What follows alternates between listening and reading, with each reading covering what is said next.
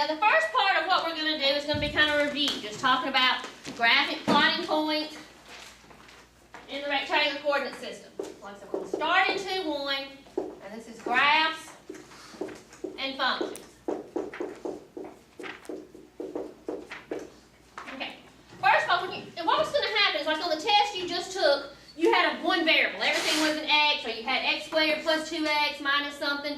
Everything had one variable. What we're getting to now, you're going to have an x and a y. And when you have an x and a y, your solution is an ordered pair, or a point.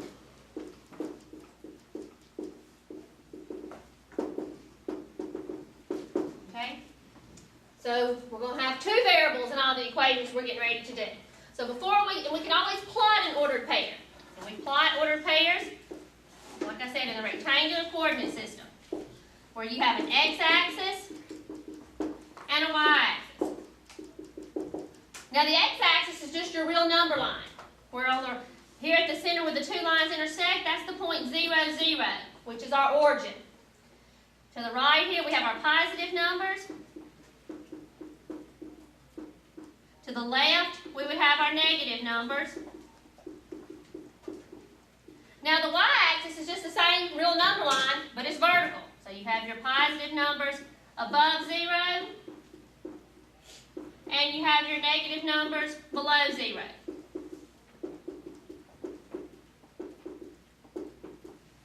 Okay?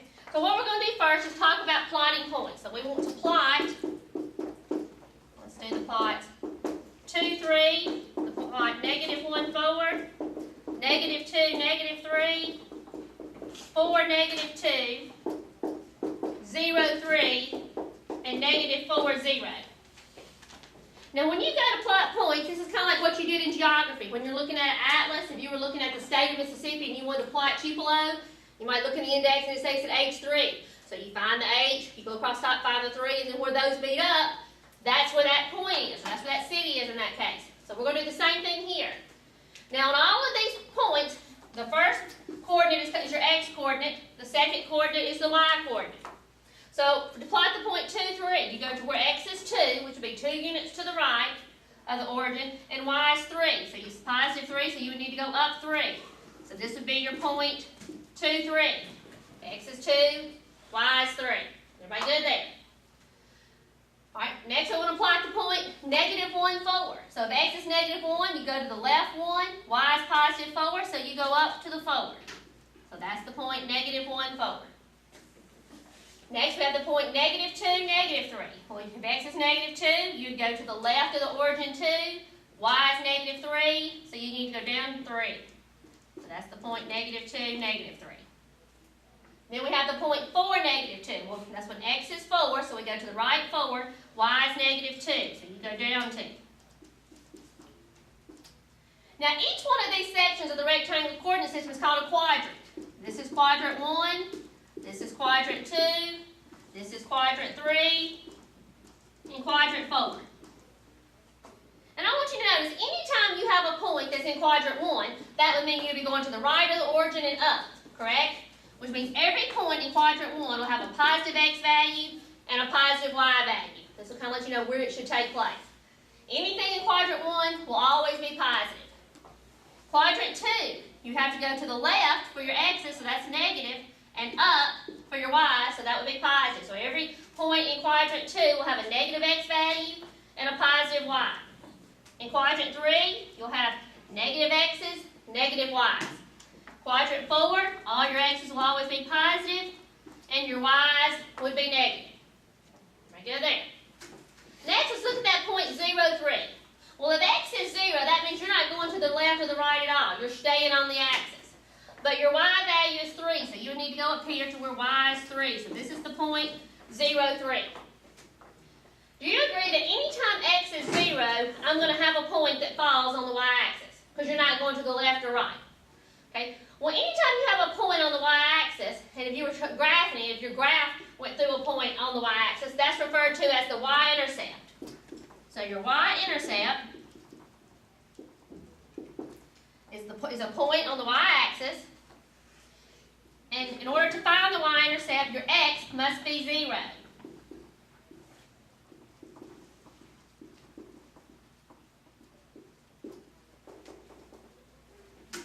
So that means anytime you have a y-intercept, you're always going to have 0 for x, and then you'll have some number for your y value. Look at the point -4, 0. So this is when x is -4, so I come to the left 4 units, but y is 0, which means I'm not going up or down at all. And once again, if y is 0, that means you're not moving up or down. You'll always be a point on the x-axis. Do you agree? And this is called the x-intercept. The x-intercept you will always find by letting y equal 0. So you'll always have some number for x, but your y coordinate will always be 0 if you have an x-intercept. And using your intercept is another handy way we'll see of graphing these functions that we're going to do. Is everybody okay with plotting the points? We're going to come back to plotting points in a little bit. First of all, what we're going to do is when you plot 2 points, in different applications that you do, it's important to know the distance between 2 points, or the midpoint between 2 points. So that's what we're going to look at next. We're going to look at the distance formula.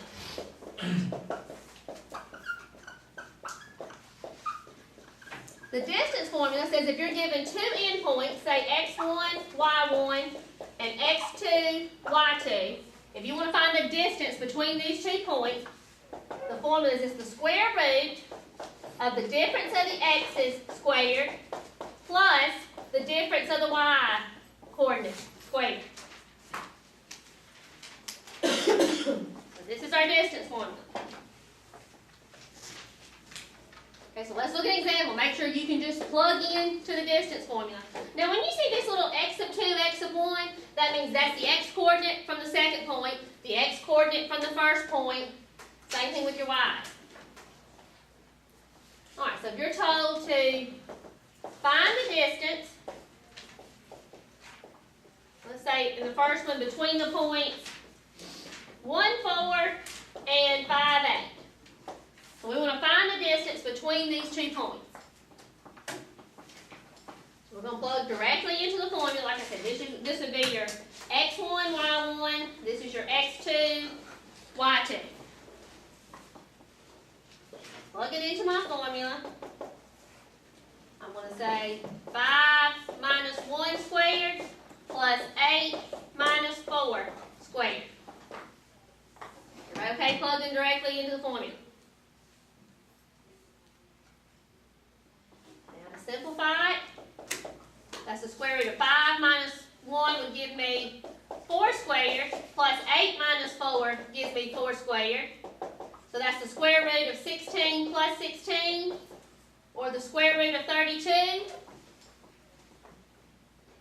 But now this is a radical that I can simplify.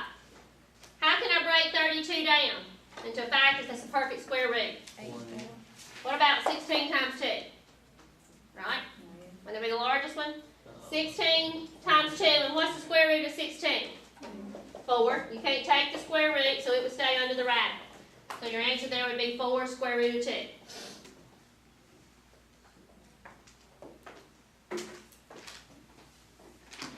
I'm going to give you one for you to do on your own.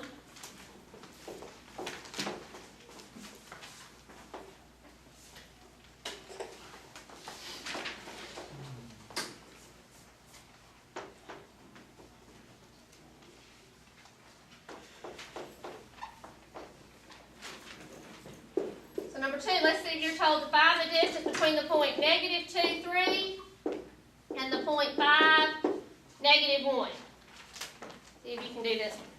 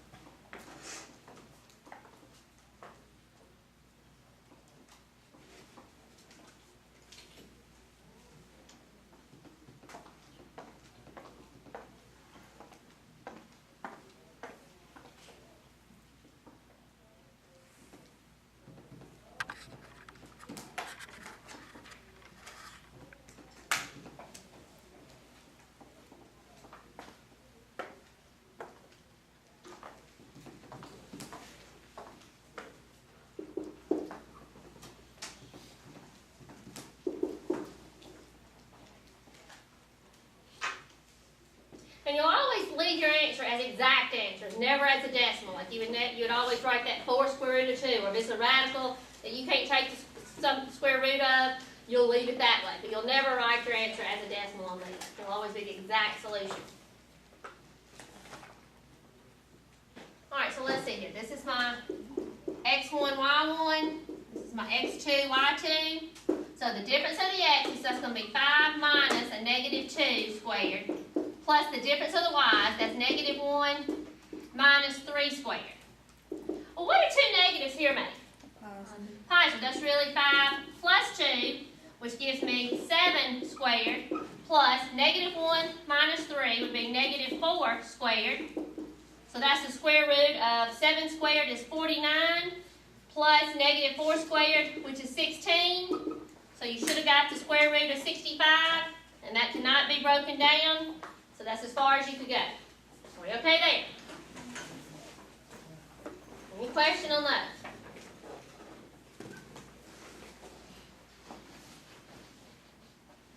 Okay. Next, it's also important to be able to get the midpoint of something. If you're trying to build something, you might need to know, the midpoint. If you're building a house, say the midpoint of a room, you might need to have a structure beam or something be put there. So let's talk about how we find the midpoint. On the midpoint formula, you're given the endpoints, which would be your same thing, x1, y1, and x2, y2. And then your midpoint formula, to find the midpoint is like finding the average. If you've taken 2 tests, how would you find your average? You'd add them up, divide by 2. So that's what we're going to do in the midpoint. You'll add up the x values, divide by 2. That'll give you the x point right in the middle, the x coordinate. Do the same thing with your y's. Add up the 2 y values, divide by 2. That'll give you the average, that point in the middle. Okay. Now, if you took intermediate, you did distance formula and you did midpoint formula. In a minute, we're going to take it a little step further. But let's say if I want you to find the midpoint,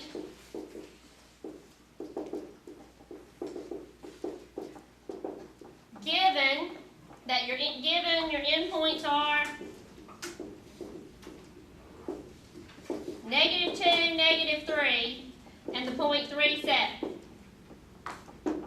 See if you can find the midpoint given these endpoints. See if you can plug into this formula and get the answer.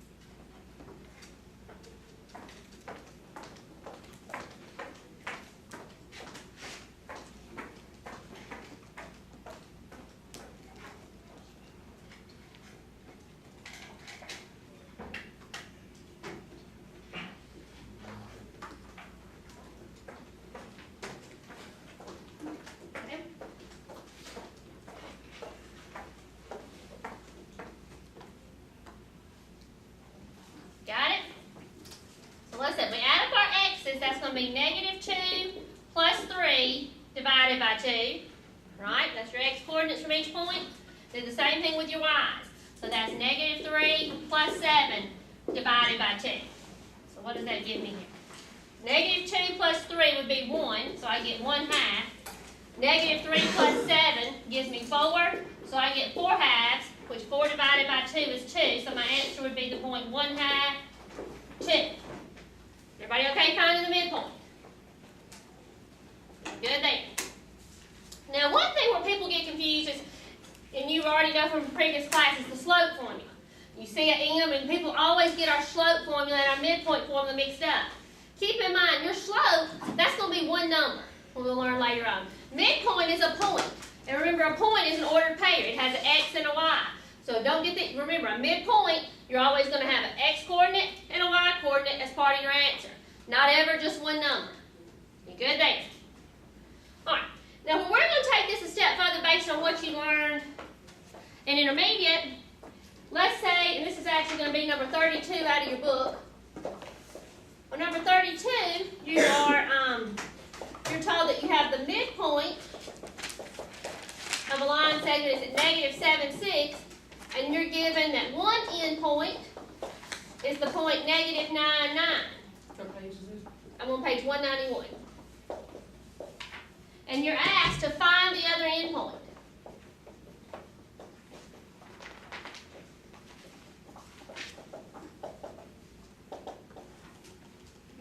Alright, so let's think about what we're given here. Looking at this problem, it's kind of like if you were given this endpoint and you're given the answer, and you're wanting to find the other. Okay? Either way, on both of these, you are given two things. You're given two of your variable type things, and you're asked to find the one unknown. On this one, you were given the two endpoints, asked to find the midpoint. Here, you're given the other way around. Right? Do you agree, looking here at my formulas, the midpoint is over here is negative 7, 6. Do you agree that this whole thing, if it's the midpoint, would be equal to that negative 7? This part of the formula is equal to 6. That's what the midpoint is. So that if the midpoint is negative 7, 6, this x part equals negative 7. This y part would be equal to 6. That's what we did here, right? With me? So far we're good.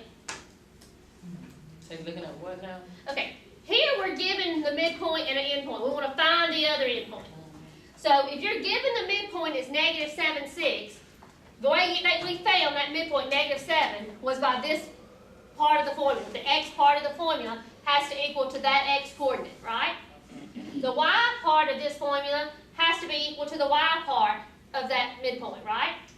Because that's what the midpoint formula is. This is the x part, this is the y part. And this midpoint, that's what I have. Right? Okay, do you agree that at endpoints, just like we did here, we can say this endpoint, this is my x1, y1. Right?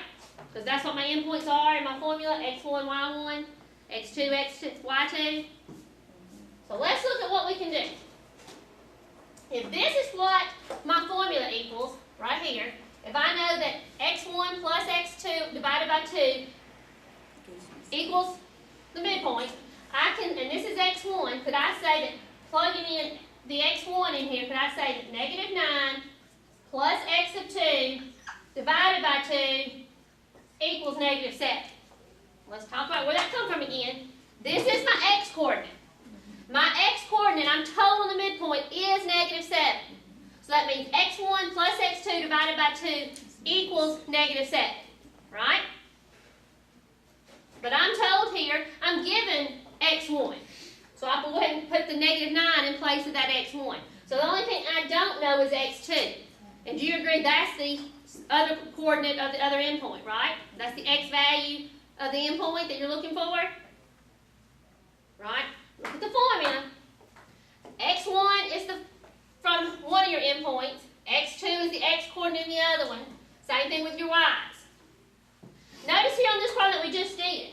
If you were given the midpoint here, if you're given these endpoints, when you add them up, you get your original, right? Negative 2 plus 3 was 1. Divided by 2 is 1/2. That's where that 1/2 come from. 1/2 came from adding x of 1 plus x of 2 divided by 2. Right? That's what I have here. This is the x of 1 plus x of 2 divided by 2 equals that x part of the midpoint. Same thing with your y's. You can say y sub 1, which is here, which is 9, plus y sub 2 divided by 2 equals 6. Right? Now, all we need to do is solve for x sub 2 and y sub 2.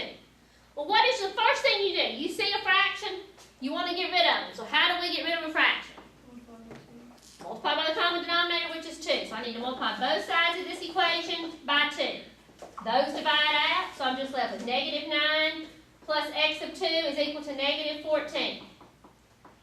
Now, to get x of 2 by itself, add 9 to both sides. So I get x of 2 equals negative 5. So that means that my x coordinate of this other endpoint is negative 5. And we will do the same thing to find this y. Get rid of the fraction. Multiply both sides by 2. Those 2's divide out, leaving me just 9 plus y sub 2 is equal to 12. Solve for y sub 2. So I subtract 9 from both sides. So y sub 2 is equal to 3. So my other endpoint would be at negative 5, 3. Check it. Make sure you're right. Now that you know the 2 endpoints, make sure it does give you that midpoint. Negative 9 plus a negative 5 would be negative 14. Divided by 2 is negative 7. 9 plus 3 is 12. 12 divided by 2 does give you 6. So you see it does work using the formula the other way. If this was your 2 endpoints given, you would get that midpoint. We okay there? Like I said, that's taking, using a formula, and taking you another step. Taking you that one step out of intermediate into college algebra. Alright, are we good there for a few minutes? That's what I'm going to do. This is where I'm going to jump over to 2.6 and make you familiar with those basic graphs. So before we graph anything, you will have an idea of what it looks like. And we're going to come back to 2.1 and do some graphing.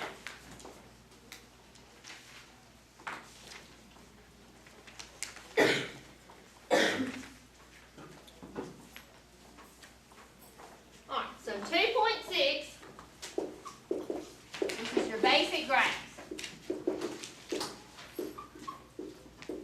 And like I said, since I'm doing this chapter 2 a little out of order, I'm going to give you a little background information first. Before we talk about these basic graphs, and there's going to be 7 basic graphs. With each basic graph, you're going to have to be able to recognize its equation and put it with a graph. You're going to have to know its domain and range, and then we're going to talk a little bit about whether it's continuous or not. So first of all, in the basic graphs, do you agree? You remember when we talked about function notation? When you were learning, function notation was when you had that f of x. And remember, if you had a function, if your graph passed the vertical line test, then it was a function. The vertical line test being that if you draw a line anywhere through that graph, it would go through at most one point. Y'all remember that from intermediate? Okay, we're going to go over it a lot more, but for right now, function notation, it means that your equation is a little special, that none of the x's are being repeated in any of your equations. Is what it means if you have a function. But what's important to you in this section is this function f of x, it will replace the y if you have a function. If your equation is a function. Which, like I said, if your equation is a function, none of your x's are being repeated, it passes the vertical line test, and we're going to dig a whole lot deeper into that later. But basically what it says, instead of having something like y equal x, which is, we'll find out in a minute, it's a line, it might be written f of x equals x. Your ordered pair, instead of just being a plain xy, would be f of x. Anywhere you would have a y, you could use the f of x in its place. Now, I mostly use the x and the y's, except for when we're dealing strictly with function notation. So when I show you these basic graphs, I will write it y equal x. But the back of your book is going to use function notation when we look at those. Also, we're going to talk about what's called the domain of a function. Your domain is always your x values.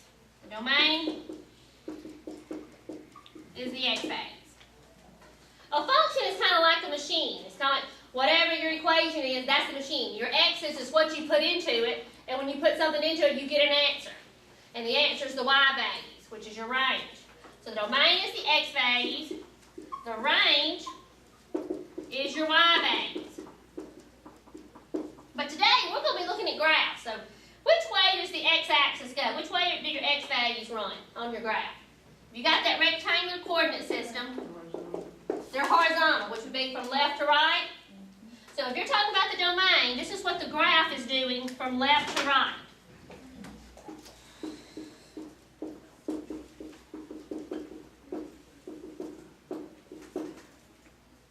Okay. If you're talking about the range, this would be what your graph is doing from bottom to top.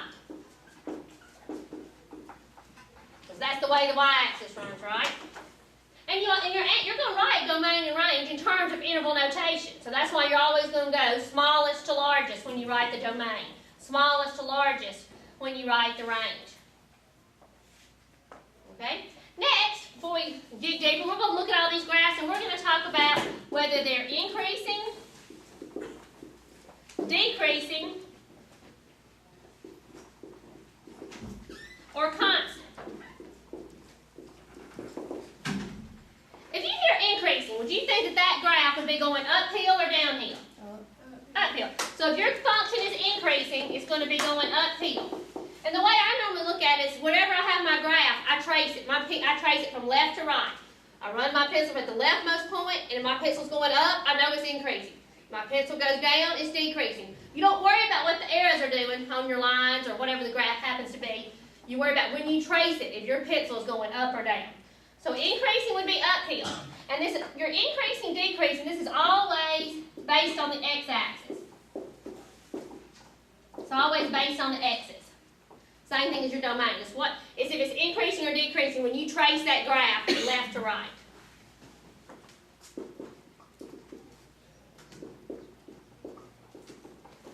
Okay? Now decreasing, what do you think this is going to be doing? If you're tracing with your pencil, that means your pencil would be going down. Decreasing is downhill. Constant means you would just have a horizontal line. We're not going to see any of that. We're not going to see any of those today, but we'll recognize them. And like I said, they're always based on the axis.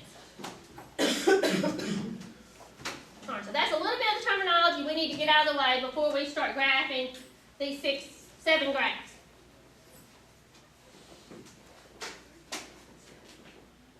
Well, also, let me talk a little bit about continuous functions. I'm going to get that terminology out of the way, too.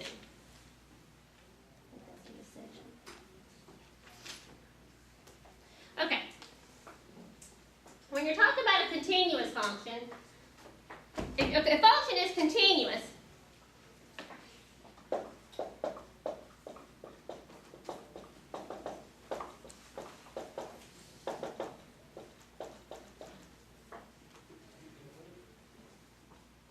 a function is continuous if it has no holes, jumps, or gaps. So basically, if you can put your pencil on the leftmost part of your graph, and you can trace it, and you never have to lift your pencil up, then it's continuous. Okay? So as you trace your graph, if you never would have to pick your pencil up, you can just draw the straight graph. It's a continuous function. Everything we look at today is going to be continuous, except at the end, I'm going to show you one that's not. Yes? I don't understand, what do you mean pick it up? I'm going to show you one that is and then one that's not. This has been a while. Okay. Okay, that graph right there. As I draw, if you trace over this graph, can you constantly trace it without ever picking the pen up? So this graph is continuous. Now if I do something like this,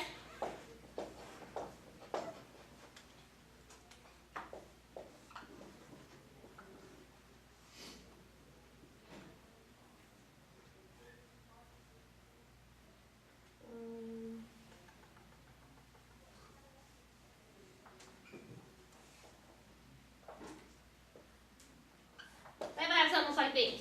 Can I trace over it without ever picking my pen up? When I go from here to here, I got to pick up my pen. So then I can put it back down and start here, but then I have a hole, so I'd have to skip that hole, pick it back up, and go here. So this one would not be continuous because you got a gap right here. You also have holes in your graph. Okay. Also, if you had something that looked like this, which we're going to see something like this in a few minutes. This is a rational function. Do you agree? This graph is not continuous. I can trace it here, but before I can go to this part, I've got to pick my pen up again. So these two are not continuous. This one is. I could run my pen over that exact graph without ever lifting it up. Okay, everybody good there? All right, so let's look at our basic graphs. Now, if you have your book on the back, they're all in section 2.6, everything I'm going to put on the board. But also, on the back cover of your book, you have your basic graphs. And we're going to go through 7 of them. The only one we don't do is the greatest integer function, the one that looks like a step function. little staircase. We're not going to do that one. We're going to do all of the other ones. Alright, so let's look at these. Your basic graphs.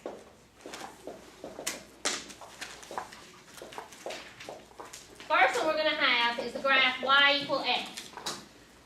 This is called a linear function, and it's also referred to as the identity function. And we'll talk about why.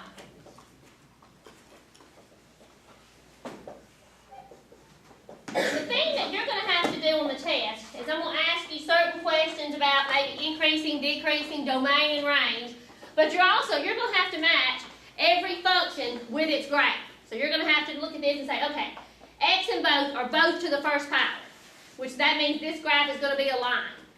Now, with this one being the identity function, just y equal x, it is a line that goes straight through the origin. Okay? And the reason this is the case is because it was called the identity function. Do you agree whatever x is, y has got to be the same thing? If I was doing a little t-chart here, remember doing your t-charts to graph in intermediate? If x was -1, well, what's y? If x is -1 and y is equal to it, y has to be -1, right? Or if x was 0, y is 0. If x was 1, y would be 1. Those are all points on this graph. 0, 0, 1, 1, -1, -1. That's why it's called the identity function. Whatever x is, y is the same thing. But this is always what the graph looks like. And anytime you have your x's and your y's are both to the first power, remember you learned about y equal mx plus b. We're going to dig into that more in this chapter. But x and y is both to the first power. Your graph will always be a line. Now we're going to talk about domain, range, increasing and decreasing.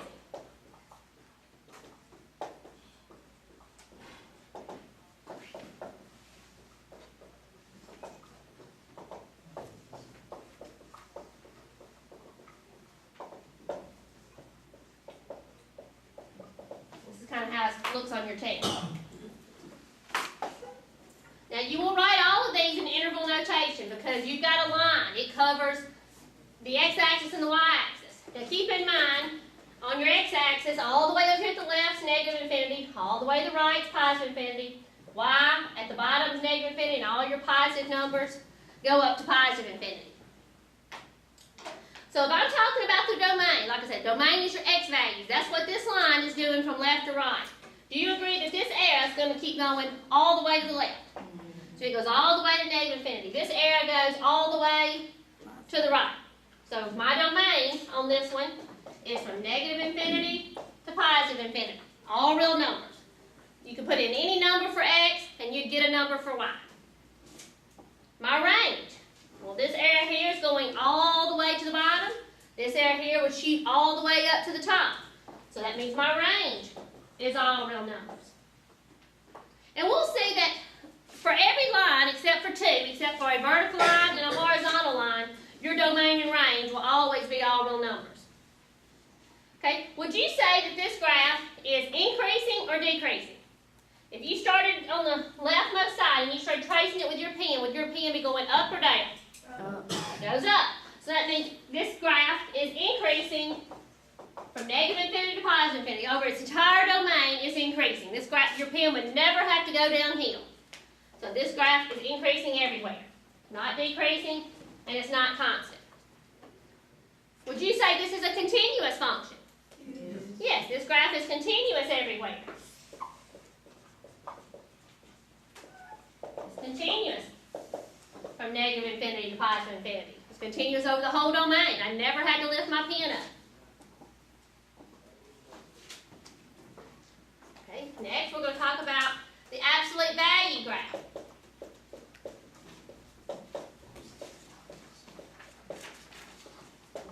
So anytime you have y equal the absolute value of x. You ready?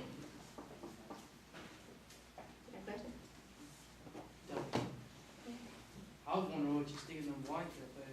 No, I just said nothing. You can just leave them blank. Okay. Because it's not decreasing, it's not constant. I just put a dash saying nothing would go there. But if you want to put none, you can. Or NA for not apple, whatever. Okay? Next, y equals the absolute value of x. This is almost just like this function over here, except it's got the absolute value bars, right? Otherwise, they look exactly the same. What happens when you take the absolute value of a positive number? What kind of answer do you get?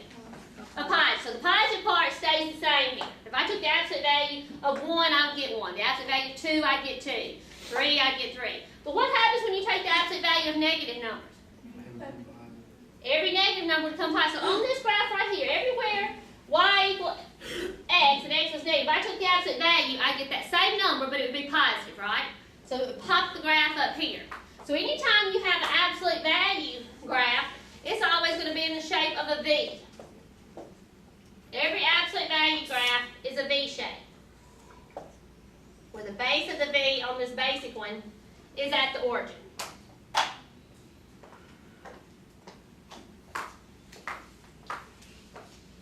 Okay? So anytime you see an absolute value graph, you're thinking it has a V shape. Okay, let's talk about the domain, the range, increasing, decreasing, constant, and the continuous.